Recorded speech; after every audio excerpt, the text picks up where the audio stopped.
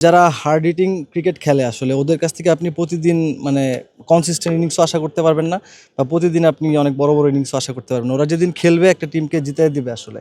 So সেটাই আজকে আমরা দেখলাম, ওর যে ইনিংসটা ছিল আমাদের জেতার জন্য যে ফাউন্ডেশন তৈরি করে দেওয়া দরকার সেটা সে পুরোপুরিভাবে করে দিছে। দেখেন আসলে যদি দর্শকদের পার্সপেক্টিভ থেকে বলি তাহলে বলবো অবশ্যই বিপিএল আয়োজন করা যায়। তবে আউটফিল্ড নিয়ে আমার মনে হয় যে আরেকটু কাজ করতে হবে। আসলে আমরা অনেকজনকে দেখতে পারছি যে একটু সিলি মিস্টেকগুলো হচ্ছে, ফাম্বেল করতেছে বল। সো ওভারঅল উইকেট তো মাশাআল্লাহ খুবই ভালো, বগুড়াতেও মাশাআল্লাহ খুব ভালো এক্সপিরিয়েন্স।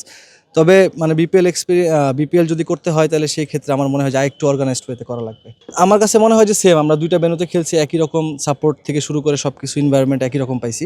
সো দুই জায়গা থেকে আমি বলবো এক্সপিরিয়েন্স মাশাআল্লাহ খুবই ভালো। না, টু বি ভেরি অনেস্ট কোনো স্টেটমেন্ট না।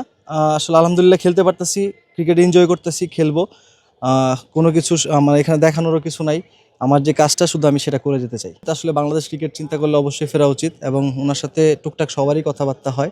সো উনি খুব পজিটিভ মানুষ, সেটা সবাই আমরা জানি। সো উনি যদি খেলতে পারে সেটা দেশের জন্যই ভালো হবে। যতদিন উনি আরও খেলতে পারবে, সেটা মানে দেশের হয়ে খেলতে পারলে, দেশ থেকে যদি সে রিটায়ারমেন্টটা করতে পারে তাহলে আমার কাছে মনে হয় সেটা তার জন্য গর্বের এবং পুরো বাংলাদেশের জন্য গর্বের।